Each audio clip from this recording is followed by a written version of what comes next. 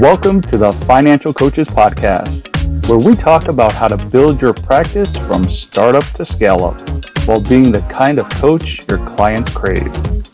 Finally, a podcast for financial coaches. Here are your hosts, Maria Casillas and Cody Sizemore.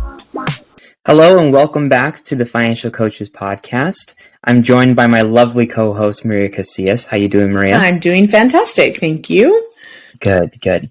And I'm Cody Sizemore, in case you don't know me or you haven't met me yet. How you doing? Good. Happy you're here. So today, we're actually going to be talking about something that came up in our Facebook group, the New Money Habits Financial Coaches Facebook group. And I forgot who put out the post, but I think it actually may have been New Money Habits. But they were just like, what's kind of stressing you out with your coaching business. Mm-hmm. And one of the ones that came up consistently was actually not having consistent income in their practice. So we figured that we'd kind of talk about that and just talk about how it feels, how we kind of go about that whole topic with our own practices, and hopefully get you guys some new ideas or some help in that kind of arena. Yeah, absolutely. And I will be the first to say I actually was one of the individuals who wrote that on there.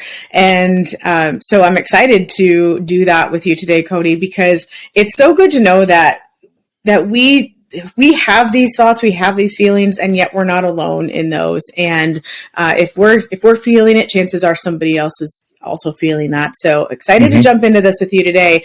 And I think we've got some pretty cool tips for individuals. So hang on to your hats, you guys. We're going to jump right in. So inconsistent income, like what do we even mean by that, Cody? What would you think that means? I know it sounds really simple, but what do you think it means? Well, I think that just with like the structure of how this business is kind of run, you always have like this revolving door of clients. Mm-hmm. Like you might bring on some clients like on the same day that maybe a client then quote unquote graduates from your program or moves on from you. Or let's get real, just decides to drop out. That happens too. Yeah, or just decides to drop out. Yep. Okay. Go on. Which that's a whole other topic too. It is, and yet I want to make sure our listeners know that we do deal with that also. Yes. So sometimes you're like, cool, I just signed a new client, but then at the same time you're like, but I just lost a client too. Mm-hmm. And it's like, dang, like how do I even grow this business and stay consistent with it at the same time when all of these changes are constantly happening? Yeah. And, sometimes what I hear also is that, like, what about when you bring on a new client? It sounds really exciting, but that particular client only wants to pay monthly, for example. And then each month you're left with the need to go ahead and chase that money if that person's not wanting to pay you, or they just forget, or, whatever, it's not set up on some sort of automatic drip. So there's that part that's inconsistent as well. Some of that can get solved with having somebody pay for their package all up front, but then that creates some other stuff as well. So that's kind of where I see the whole inconsistent income happening, as well as in terms of whether or not you're getting clients consistently, which is a whole nother topic, but also how those clients are paying when they do decide to work with you. Yeah. And I feel like the month, like if a client were to pay on like a month to month basis, I almost feel like that would be easier for the consistency of just like, okay, like I know that I have money coming in every month from this client and it's consistent, if they're reliable. You're right. Right. That's the key is finding people who will actually pay you when they're supposed to pay you. And in my mind, that's something that we can address relatively easy. If you have like a agreement for your clients before you actually start, in the agreement, you can say, hey, like these payments are due before the session actually starts, and you can just hold them to that, So like, let's say that you meet with people twice a month, and maybe you get paid once a month. On the first one, you'll just want to make sure you have that money before you actually start. Second one, don't worry about it. The third one comes up, which would be the beginning of the second month, maybe a few days before you actually start that session, or even the day of, just give them a reminder text. Just be like, hey, I'm super excited for our meeting coming up. Just a reminder that payment is due before we start. I'll keep an eye out for that. Thanks. Something as simple as that. I'm just curious, have you ever used just kind of like some sort of automatic payment plan with your clients, Cody? I personally haven't. However, I think that there's a lot of value in that. It's something that I've thought about a handful of times, but I just haven't done it. Yeah.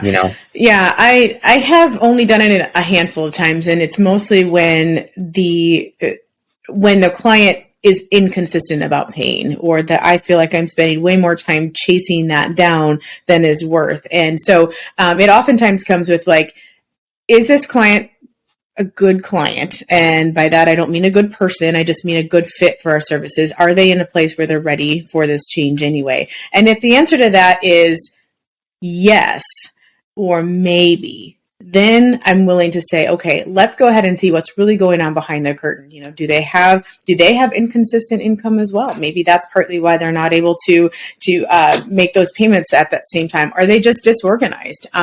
Is that something I can personally help them do, since we're in their numbers anyway? And if the answer to all of that is yes, and it's just some accountability that they need, then we say, okay, let's get you on this payment plan, and let's do it automatically. And they're willing to do that. But like I said, I've only done it a handful of times. I've never set somebody up where in the immediate beginning, I'm like, okay, we're just doing straight automatic. But it is something I'm considering if indeed it's in alignment with what they are looking to do, and if it's going to remove the burden from them. I think for me, that's one of the biggest things just as a consumer of coaching products. I can tell you, and I feel like I might have said this before to you, but on the days where I had to pay $10,000 up front, it sucked. But it only sucked once. Yeah. And I've had coaching programs where I've done that, and I've consumed coaching programs where I've paid $300 a month. I've consumed coaching programs where I paid $1,200 a month. I will tell you that regardless, that $10,000 one was one of the easiest decisions, because I only had to make the decision one time. And that really made a difference for me. On the ones where I had to pay every month, I felt like there was this reminder in my inbox, and it was weighing on me. If the finances weren't like where I wanted them to be, or I had to think, am I actually getting what I want out of this? Like, there was that whole roller coaster every single month. And so it's really for that reason that I consider doing some of this just for my clients, where it's like, I don't want to put them through that mental roller coaster every single month. Yeah, I totally agree. That's why I really push for the pay in full option. Yeah. As much as I can. Yeah. Because like, you're right. Like, there's something about just ripping the Band-Aid off and just getting it done and over with. Don't have to think about it. Don't have to talk about it. We're done. Yeah. And I'm wondering if the automatic payment. That's beneficial for both them, mm-hmm. but then also you as the coach too. Right. It's just a better vibe. I feel. agree. And you don't have to have that conversation every month to where it's like, hey, right, can you send me my money? Right. Please and thanks. Yeah. And I think that the automatic payment might be a decent hybrid of those two. So for somebody who maybe doesn't have the funds to pay for all of that upfront, and also doesn't want to go through the mental aerobics of how to make that happen, making the decision of logging in every single month and sending you the money. Maybe that automatic payment is something that is a good hybrid, where they don't have to think about it every month. It just kind of happens. And yet it allows them to get started with you right away like they wanted to. So anyway, I know we weren't necessarily going to talk about that topic today, but I wanted to at least ask you because it's something that I've been considering, and I wonder if other coaches are wondering the same thing. Or, I've heard a lot of coaches say, you know what, I feel kind of guilty for doing that, because chances are it's either on a credit card, or if I don't believe in credit cards, it's on a debit card, and then I don't want that automatic payment to throw off their budget every single month. And that that creates just another opportunity for you to help them figure out how to make that happen, right? Yeah.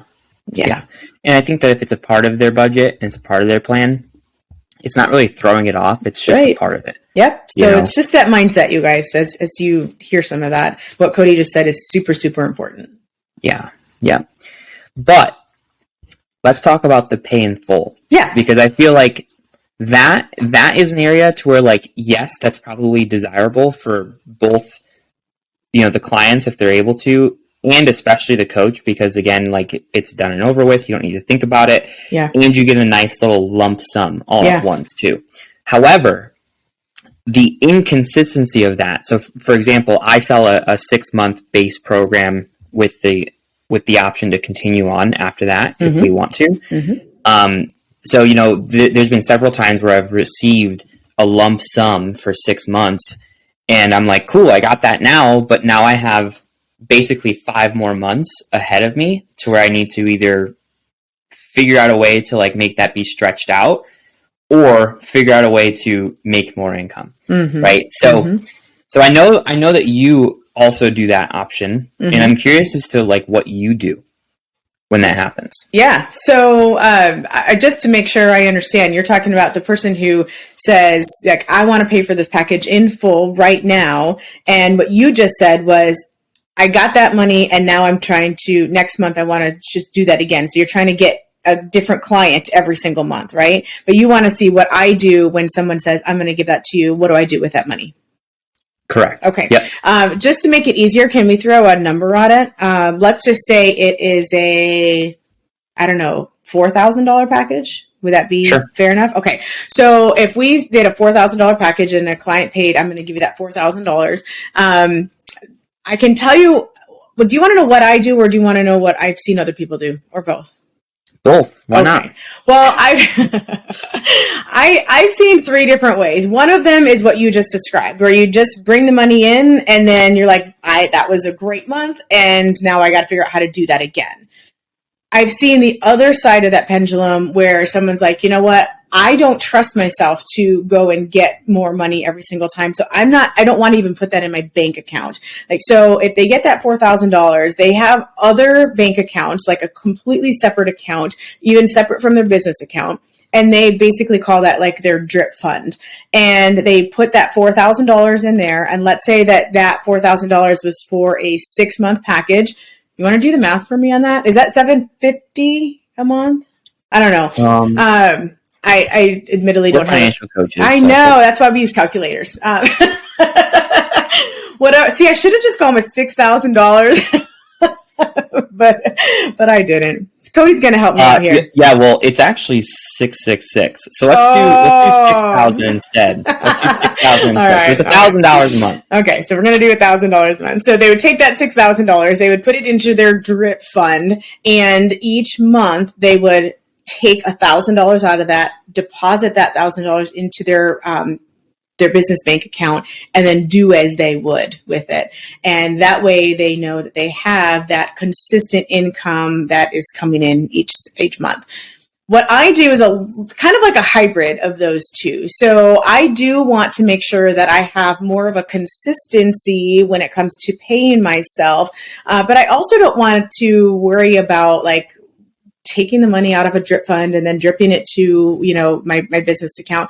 So I simplified a little bit. I would take that entire $6,000, drop it into my bank account, my business bank account, and then I just allocate according to all of the percentages that I had set up to begin with. So, a certain amount put aside for taxes, a certain amount put aside for operating expenses, and then a certain amount put aside specifically for profit and then for myself. And I would just allocate all of that right away.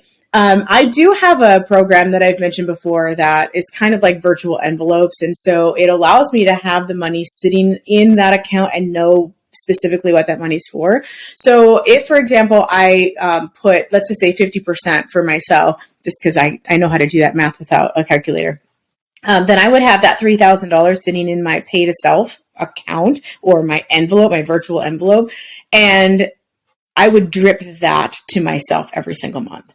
So I am am allowing, instead of paying myself $3,000 that month, I would maybe pay, if I'm on a consistent thing where I am giving myself a certain dollar amount every month so that I know how to budget, then I would say, okay, I'm just going to go ahead and continue to give myself that amount every single month from this big pool of money that's there. And that's how I do things. So a little bit of a hybrid. Mm-hmm. Yeah, I like that. I like that you take the sum and then you, from there, just take all the percentages, get it done and over with. Yeah. And then start dripping it. Well, I think like if you think about it, for Opex, for example, if somebody pays you $6,000 and you are using, I don't know, 30% for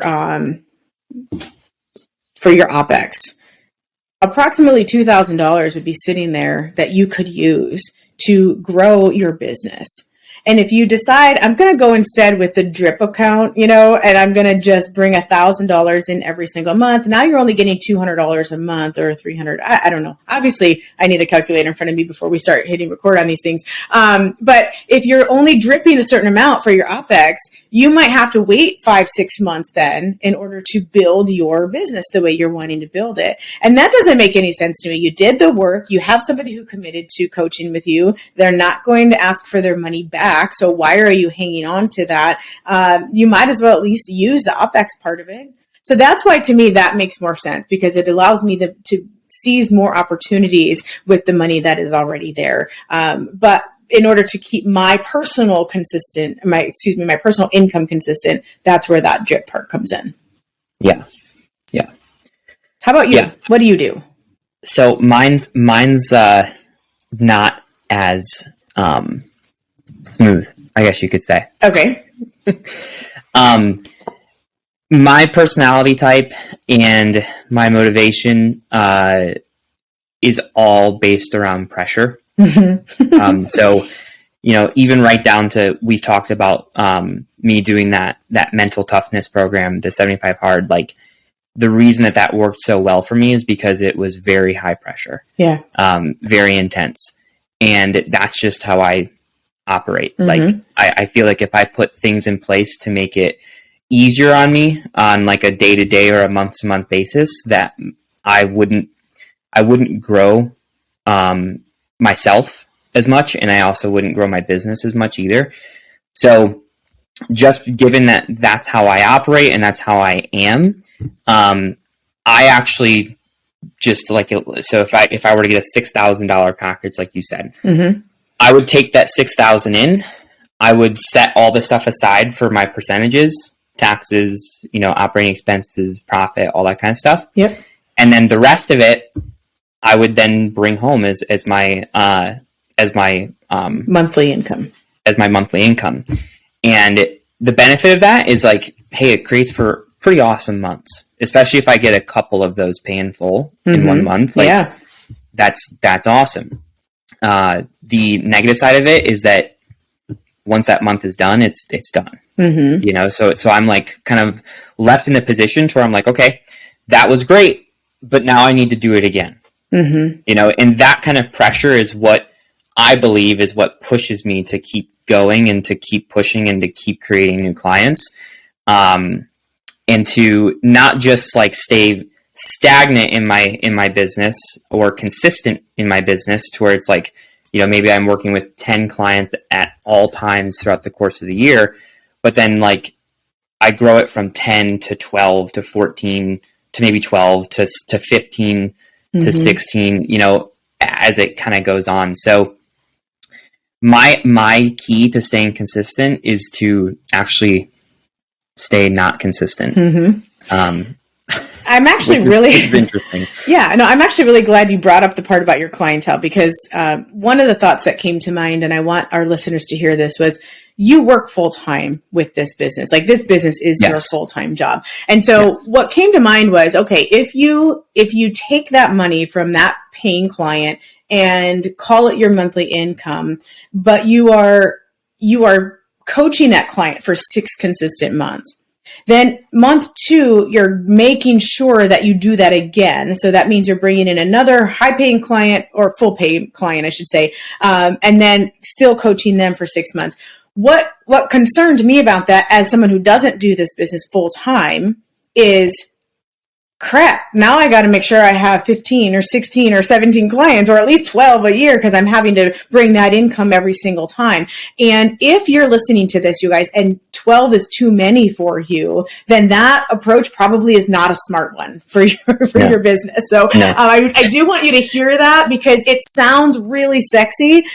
But when you play it out a little bit and you realize, whoa, I did not want this many clients, and you don't want what you don't want, at least what I don't want, and what I don't want for you is to be the coach who just collects the money and then doesn't deliver on what you promised. And so if you don't have the time, if you are not set up to coach more than 5 people, then maybe you use the hybrid approach, or even the drip approach that we talked about, because otherwise you're going to be stuck right back at square one. You might have some really great clients, but if you're only willing to take on 5 clients, then when those first 5 months are up, you're not going to go out and chase more clients, because then you won't be able to serve them well.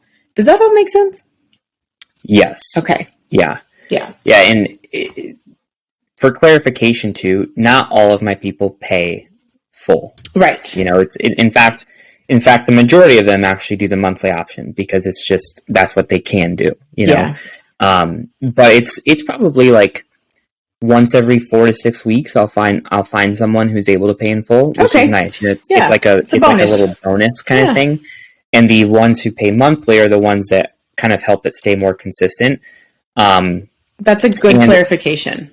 Yeah. Mm-hmm. Yep. And even like, just for context, like right now, my client load, I have, let me see here.